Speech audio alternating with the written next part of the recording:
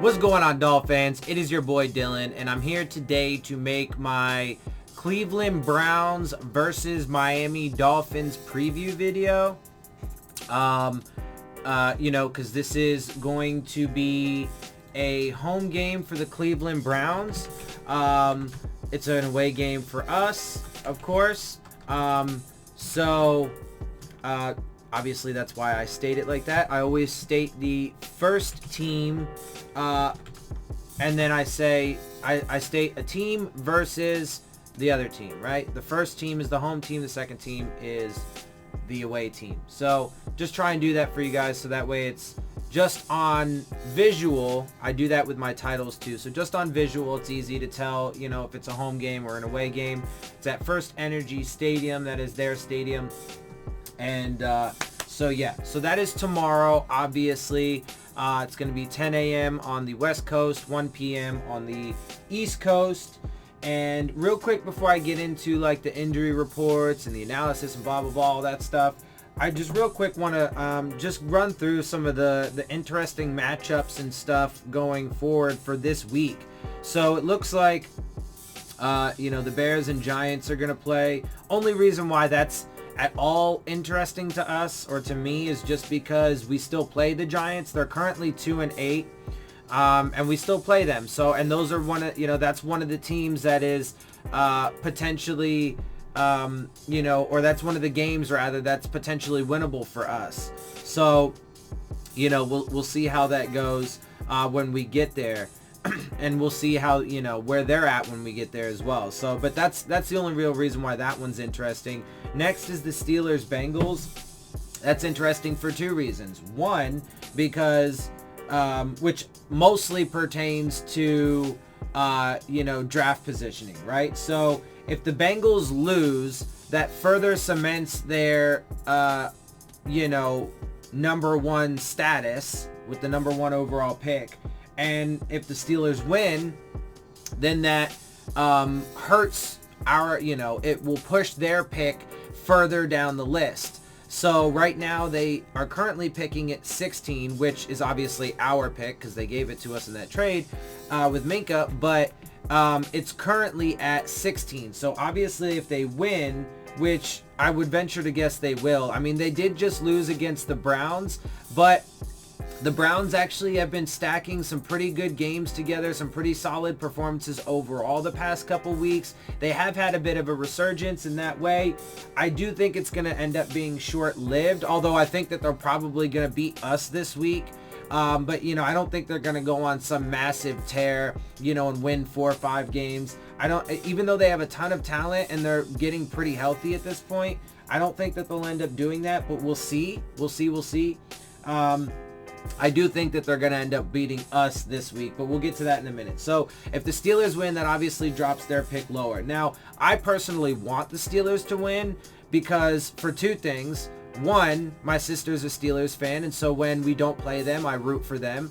And two, because I don't give a shit where we pick. It's how we pick. By the way, let's also just note real quick that fucking goddamn Doug be using my goddamn phrases, and like it's funny because in his recent video, I think it was his preview video for the Browns game, he had said that and to be fair to him, he has said the entire time that he doesn't believe it's a tank, which is ridiculous, but okay, that aside, but that to be fair to him, so he has said consistently he doesn't believe it's a tank.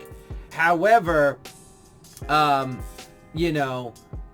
he wasn't exactly against us getting the number one pick and so on and so forth. Now, but also to be fair to him, he does genuinely want to win games and so on and so forth. So I do respect him for that. But he is also on board, even though he doesn't believe it's a tank, he is also on board with the fact that we traded away all these guys to get all this draft capital and thinks that's, a winning strategy. Right. So my point is he agrees with the tank, but doesn't agree with the tank, which is weird. But then all of a sudden he started using my phrase. I'm not saying anything. I'm not saying he's like actually stealing my phrase. I just thought it was funny that it just so happened, like, I don't know, and maybe he said it before. I could be, I'm not saying he didn't. So, whatever. People are going to put words in my mouth regardless, so I don't give a shit. But it's just the first time I heard him say it. But I've been saying that shit for a while. Throughout this entirety, I've been consistent with that. Because it's not where, but he is also a proponent for going to get up or going to get a quarterback in the first round, right? So we differ in philosophies. Anyway, point is, yeah. So I just thought it was funny. I just thought it was funny that he happened to use, the things that, a phrase that I've been saying this whole time. Anyway, it doesn't really mean anything. So I just thought it was funny. But, next is the Bills and Broncos. The Bills are 7-3. The only reason why that's really relevant is just because they're in our division.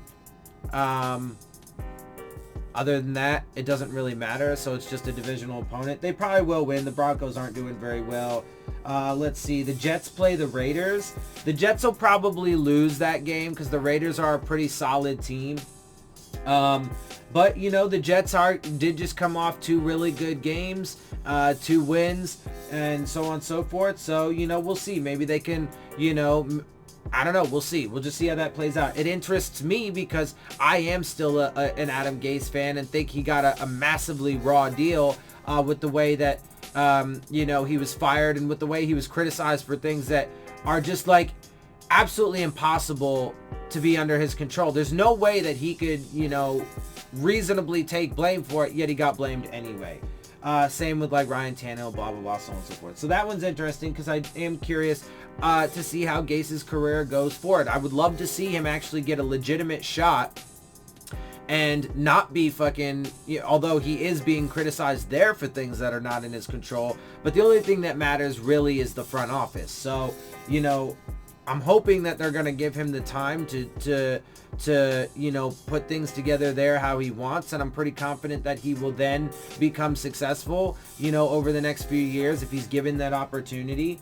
But we'll see. So that interests me anyway. I know there's a lot of like really grudge holding Dolphins fans that anyway, it's silly to me. The next one is the Titans and Jags game. That's obviously curious and interesting to me because I want to see how Ryan Tannehill plays. The Jags are 4-6. They're, on the season, but definitely and what Gardner Minshew has been, decent for them this year.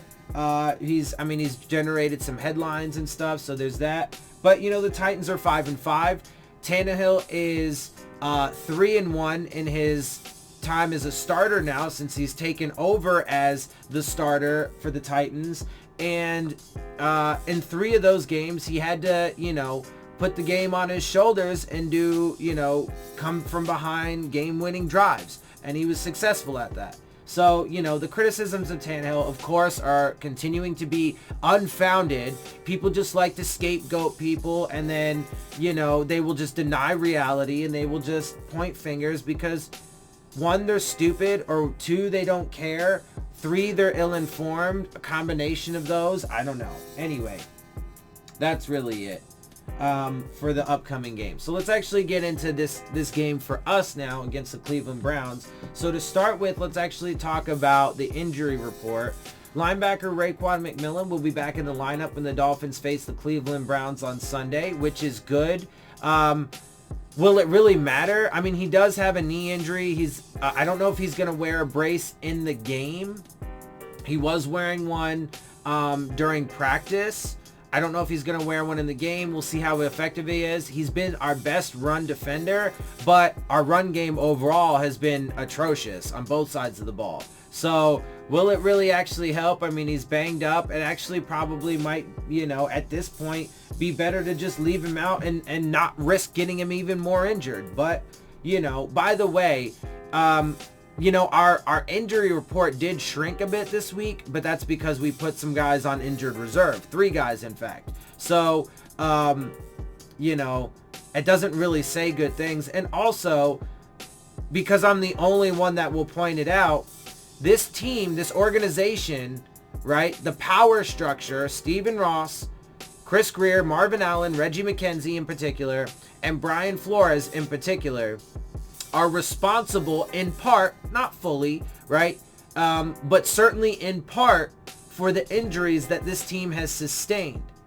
Why? For a couple reasons. One, because they have systemically made this team bad. And again, when you take a team and you make sure that they have so little talent, they're so super young and inexperienced without veteran leadership and proven production, they essentially made this team like an expansion team, or it's like a college team is playing in the NFL, right? And when you drastically tear down a team in that fashion, you drastically decrease the natural level of competition that you're going to get out of that team against, you know, much more quality opponents, even the weaker opponents in the NFL, right? So, when that happens, a natural and logical subsequent repercussion that you're going to have to deal with is you're going to be getting guys injured, because they're going to be out there playing for their careers and for their jobs and their paychecks, right? And for their families, and they're going to be putting everything there out on the line. So they are going to be going super hard, which they have proven, and they're going to be playing for their pride, trying to win games, despite the fact that the odds are stacked against them, right? So they're going to be giving it their 100, right? But that's a problem then, because they're just naturally not going to be able to compete, and so they are going to get manhandled, thrown around, mauled, which we have seen. And then in particular, since the offense gets it easy in a sense, because since they're so bad, they come off the field a lot, and so they don't get tired as much. But the defense gets the brunt of that, which I said at the very beginning of the season. I foreshadowed this. I told you guys that because they're designing the team to be like this, we're going to end up seeing the defense is going to be a bit of our strong suit, which overall it has been, although it's also been very terrible. The entire team's been terrible. Again, it's been designed that way, but they were our strong suit, you know, our theoretical strong suit. But I said at the very beginning, they are going to be on the field too much, and they are going to suffer massive injuries. And lo and behold, and then of course, playing guys like Bobby McCain, who shouldn't be being played, because of the extent of their injuries, right? So, you know, but they insist on it, right? And so, they are definitely responsible for it in part. Not all the way, but definitely in large part, it is their responsibility. So again, I'm the only one that will point that out, or at least one of the very few people that will point that out. But it has to be pointed out, because they have to be held accountable for the things that they are doing, right? And they are jeopardizing the health and the career, the lives and the careers of these players by adopting the philosophy that they have adopted. But let's continue. McMillan, who missed the game against the Buffalo Bills this past weekend because of a knee injury, did not get a game status designation on the final injury report of the week. That means he'll be available. I mean, we'll see. They could also just leave him out and put him on the inactive list, which I actually think would probably be the smarter thing overall, considering he has already had one ACL surgery from his rookie season, and he is one of the best players you have on the team. So, you know, probably should try not to get him injured further. But, you know, do you really care about the future, or are you guys just really throwing darts into the fucking dark? Anyway, the Dolphins actually will have almost all of the players on their 53-man roster available against Cleveland, because only 2 received game status designations Friday. Fantastic. But there are still a ton of guys currently on this roster that are dealing with injuries that could get injured in this game, could get, you know, injured severe enough over the next few games to end up on IR, to miss more, you know, to miss playing time. So that's not really, like, the framing of it makes it seem like it's a wonderful thing and this team is super healthy all of a sudden. But that's not actually the case. And again, the list shortened, yes, but That's because, in part, because we put a few guys on injured reserve. So, I mean, like, it's ridiculous. I hate the framing because it's misleading and disingenuous. Anyway, cornerback Ken Webster, who has missed the past 3 games with an ankle injury, was listed as doubtful. He's probably going to be out. I'm pretty sure I actually... we'll see the inactives tomorrow, but I'm pretty sure I saw something, like a tweet or something, that mentioned that he was going to be out. Defensive end Taco Charlton, who missed the game against Buffalo last Sunday because of an elbow injury, was listed as questionable. So that theoretically at least means that he's, able to play. But last week they did hold him out, even though he appeared as if he was, ready and able to play. They were the only 2 players limited in practice Friday. Cornerback Eric Rowe was removed from the injury report altogether Friday, so that's good, while the other 8 players who were listed were full practice participants and didn't get game status designations. Tackle Julian Davenport, but let's note with that, he just came off of injured reserve, played 1 game, and got injured in that game. So he's like new on the injury report, and that's not the right direction you want to be going in. Okay, he practiced and he didn't get a game status designation. That's good, but now he has an injury that he's going to be playing through that he didn't have before. Okay, linebacker Sam McGuavin, I don't know how long he's been on the injury report, but I don't think he was on last week's. Quarterback Ryan Fitzpatrick, that's not good because, and apparently he got, it was his throwing shoulder, just his right shoulder. But then I saw some tweets. I don't know how super accurate it is, but apparently he's having like also a forearm issue. Well, that's not good. He's our starting quarterback. So if he can't fucking throw, and not to mention he's been getting his ass handed to him. He got sacked, like 6 or 7 times last game? Come on. I mean, he could end up getting put on injured reserve at some point if he continues to get mauled, and we could end up seeing Josh Rosen back in the lineup. Wide receiver Jakeem Grant, running back Patrick Laird. I didn't even know he was on the injury list. McMillan, of course. Linebacker Andrew Van Ginkel. Why is he on the injury report? Why? He just came off of injured reserve. He hasn't even played a game yet. He's barely practiced. So what injury does he have now? So that's not particularly good. So that's context that people that, like him and, other people don't give you. Okay, they didn't receive game status designations, but they also didn't have an injury before. And Andrew Van Ginkel just came off an injured reserve. So there's no logical reason why he should have an injury and be on the injury report. He should not only not have a game status designation, he just shouldn't be on there, period. But apparently he has an injury and something. So, there's that. And then wide receiver Albert Wilson.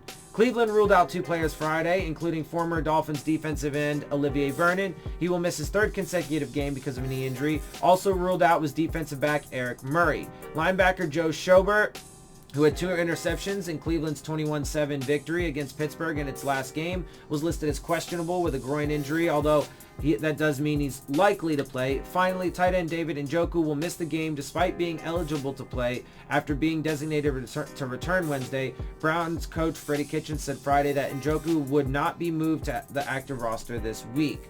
So they're probably just being, cautious with him. However, they have plenty of weapons on offense for sure, and this defense is like non-existent. We used to have the no-name defense, and that was a really good defense. This is a bunch of no-name guys for the most part, but they're not going to be very good. And there's definitely, look, at the end of the day, I definitely think there's a chance that this game actually could end up as like a blowout, because our defense it's never been good at all throughout the season, but now that's been our strong suit, and now it's massively decimated. Our offense has been absolutely atrocious all year, and their defense is solid. Right? So, I mean, it could actually end up going heavily in the Browns' favor. I mean, we'll just have to wait and see how it plays out. But let's let's get into some of these statistics now to back that up and to see if that, if there's any additional information that can back up, those projections, from me, right? So Dolphins 2-8, Browns are 4-6. So they have won 4 games. They're obviously still not a good team. So the one team that despite having all of that talent, so the one team that we're looking at as an example, supposedly a positive example for how to tank and tank right, even though our tanking situation is far more extreme than theirs was. They do qualify as a legit tank, but a team who legitly tanked, not like the Dallas Cowboys. That's ridiculous.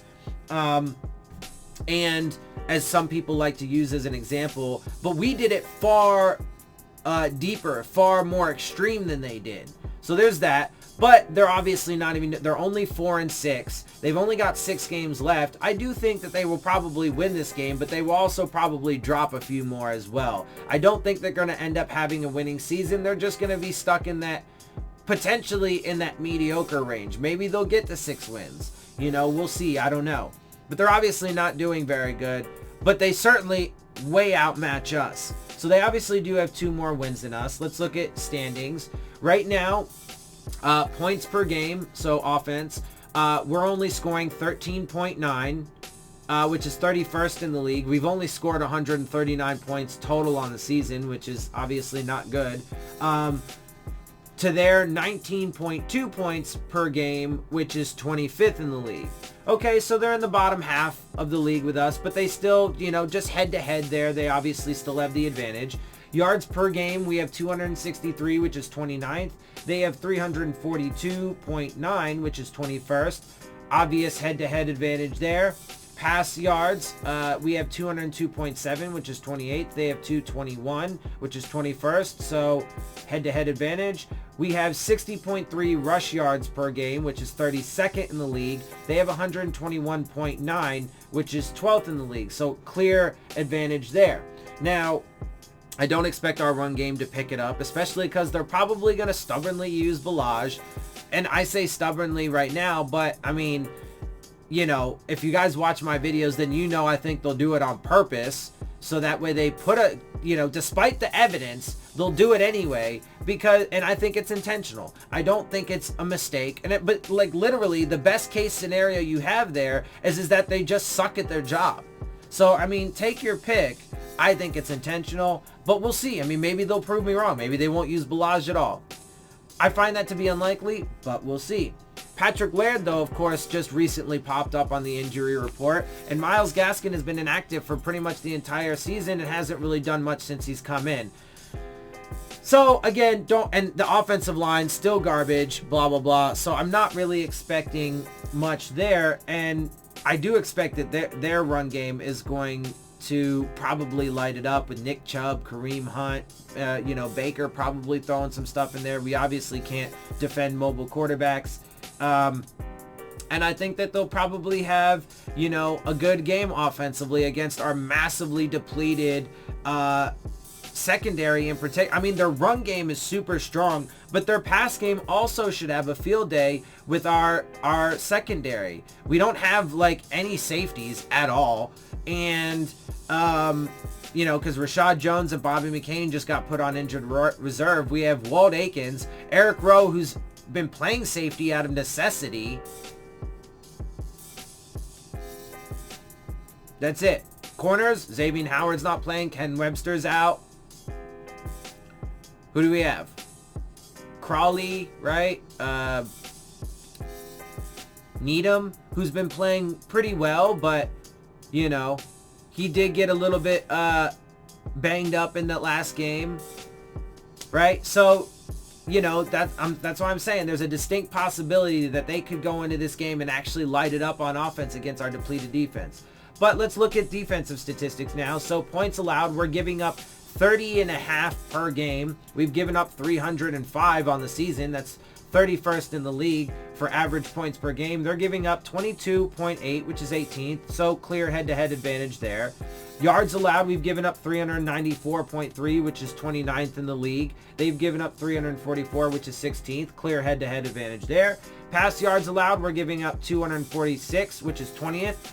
We did, our best ranking was 19th going into last week's game. We did slip back to 20th, and I'm pretty sure we're going to yet again regress because, and I think that as we go through the rest of the season, I think what we're going to see is due to the design of the team, due to the intense and bad practices, bad decisions of the coaching staff, and due to the injuries, I think we're going to end up seeing, despite the fact that our schedule is not very strong on the back end, I think we're going to see some regression in the quality of play we see, unfortunately, because I just don't think that as hard as these guys are playing, I don't think they're going to be able to keep it up. And I think they're going to unfortunately continue to get hurt, and then we're just going to devolve, and we're going to regress. Unfortunately, now hopefully they can prove me wrong, but so far it seems like the data is going to point in that direction. So that's how I view it at this point. Let's see. So we did take a step back from last game, back down to 20th. They're giving up 216.8, which is 6th in the league. Rush yards, we're giving up 148.3, which is 31st, which I think that will probably overall end up giving up, we'll probably end up making that a bit worse. Because even if we have McMillan in there, I mean, I just don't think this defense is going to be able to hang against like Nick Chubb and Kareem Hunt and Baker Mayfield. I don't, and I think that they're going to surrender a bunch of yards on the ground. And I think that their defensive statistics in rush yards allowed is going to improve. We had 23 yards on the ground last week. Okay, and I mean, we're just 60.3 per game on the season. That's average, 32nd league, right? So they're giving up 127.2 currently, which is 26th, but I'm pretty sure they're going to have a step up in that category once they face us and we can't run the ball for shit, right? Well, let's continue on. So in our last game, comparatively, right, they played the Steelers, and we just played the Bills, right? So we had 303 total yards. They had 293. So we actually had, 10 yards more than them overall? Okay. We had 280 passing yards. They had 189. All right. I think that's obviously in large part because of the fact that we're being forced to pass. But I think that we will regress there because the offensive line is garbage. We don't have a run game, and Ryan Fitzpatrick is getting mauled. And so I think that that's why I said I think we're, as bad as our offense has been, I think that we're going to see regression there too. Rushing yards, we had 23. They had 104. We had 4.7 yards per play. They were 4.3. Okay, so we were a little better comparatively. We had one fumble. They didn't have any. Neither team threw an interception. We were 28% on third downs, which is terrible. They were 37, so they obviously have the advantage there. We had the ball for 29 minutes and 51 seconds. They had it for 33:58, so time of possession advantage. We had 6 accepted penalties. They had 8 accepted, so we have the penalty advantage. And to be fair, and credit to this coaching staff, one of the very few that they get, but deserved credit, they have gotten this team to be, disciplined as far as at least with the penalties, right? When it comes to other things like assignments and gap integrity and stuff, not so much. But that's not totally their fault either. They are, by design, yet again, very young, very inexperienced and unproven. So, that is what it is. Passing statistics, Ryan Fitzpatrick was 32 out of 45 for 71.1% completion percentage, 323 yards, and a 91.3 passer rating. On the season, 63.2% completion percentage, 1,687 yards on the season. 8 touchdowns, 8 interceptions, and a 79.9 passer rating. Baker Mayfield was 17 for 32, 53.1% completion percentage, 193 yards, 2 touchdowns, 0 interceptions, and a 92.3 passer rating. On the season, he's 59.2% completion percentage, 2,394 yards, 11 touchdowns, 12 interceptions, and a 76.8 passer rating. So obviously Baker Mayfield is part of the reason why they're not doing so well. He hasn't played very well, as his stats will indicate. His completion percentage isn't good. He has 1 more interception, 2 touchdowns. Although the past 2 games he's played really well overall. But he does have, a fair amount of yards. So, but I think that it's likely that he has a really good day against this, massively just not good and then massively depleted Dolphins defense. In the rushing game, Kalen Ballage led the way for us. 9 rushes, 9 yards, 1 touchdown, and a 1 average. Okay. Nick Chubb led the way for them. 27 rushes, 92 yards, 3.4 average. Kareem Hunt added 6 rushes, 12 yards, and a 2 average. In the receiving game, Devontae Parker was 7 of 10 for 135 yards. No touchdowns, though, so he did have a career game in yardage, but that was about it. And he is on pace for a 1,000-yard season. So, again, a little bit of credit does go to the coaching staff for helping him to develop, although it is also partly due to the fact that he's actually just been on the field, right? And also because we don't really have that many weapons, and he's had to be fed a little bit. I mean, if you know, he had 10 targets in this game, 7 receptions, 10 targets. So he's been targeted a lot, and that's pretty common in these games for him. So full context, right? And we have no run game, so we're forced to. So yes, he might end up having a 1,000-yard season. But again, as I've said, he hasn't really lived up to that true dominant, consistently dominant number 1 receiver, right? And I just don't think he's there. I think the fact that he is potentially going to have a 1,000-yard season is going to be a little bit misleading in how far his progress has actually come, right? But the coaching staff does get some credit for helping to develop him. It took him 5 years. He is finally healthy, and he is being force-fed a little bit with a lot of targets and so on and so forth. So all of that does play into it. Allen Hurns, though, was 4 of 6 for 53 yards. He obviously did have that fumble and a crucial drop pass as well. Patrick Laird was 6 for 6 for 51 yards. Jakeem Grant, 3 of 3 for 32. Albert Wilson, 3 of 6 for 26. And Mike Gesicki, 4 of 6 for 18. Odell Beckham led the way for them, 4 out of 10 for 60 yards. Kareem Hunt, 6 of 8 for 46. Jarvis Landry, 4 of 7, 43 yards and a score. Kadero Hodge, 1 of 2, 41 yards. Steven Carlson, 1 of 1, 8 yards and a touchdown. Defensive statistics, we had no sacks, 1 tackle for loss, 2 forced fumbles, no fumble recoveries, no interceptions, and 2 passes defense. So obviously defensive statistics weren't there for us last game. I'm pretty sure it'll be similar this game. I don't think we're going to have much in the way of defensive statistics.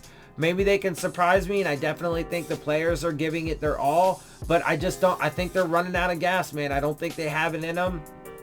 There's been too much flux and change, too many injuries, all of that stuff. So I think they're going to continue to break down, unfortunately. But we'll see, man. It's not set in stone yet. That's just my perception. That's how I see it, and that's what I project. So predict or whatever. Browns, though, they had a hell of a game. 4 sacks, 7 tackles for loss, 1 forced fumble, no recoveries though, but 4 interceptions and 10 passes defensed. Now, are they going to have those kind of laudy statistics against us? I don't think they'll have quite that good of a game. I hope not, because if they have that kind of a game, then it's likely that we'll not just get blown out, but we actually could get shut out too. We play in Cleveland as well too, remember. So I hope they don't have those kind of statistics, but they could end up having a field day and have a really good game statistically. So again, not yet set in stone. We'll have to see how that plays out. But I would venture to guess that they will have a good game on both sides of the ball. And I do overall think that it's probably going to be a one-sided game. So now let's get to the things that I've said that I really care about and think are the most important things. You know, like, some people do things like, you know, the handful of things that we need to do to win the game. I think that's ridiculous at this point. One, they're always the same thing. Two, it's inconceivable that they live up to those. And, I mean, like, really? Anyway, so to me, the most important things are they even able to just win the game, right?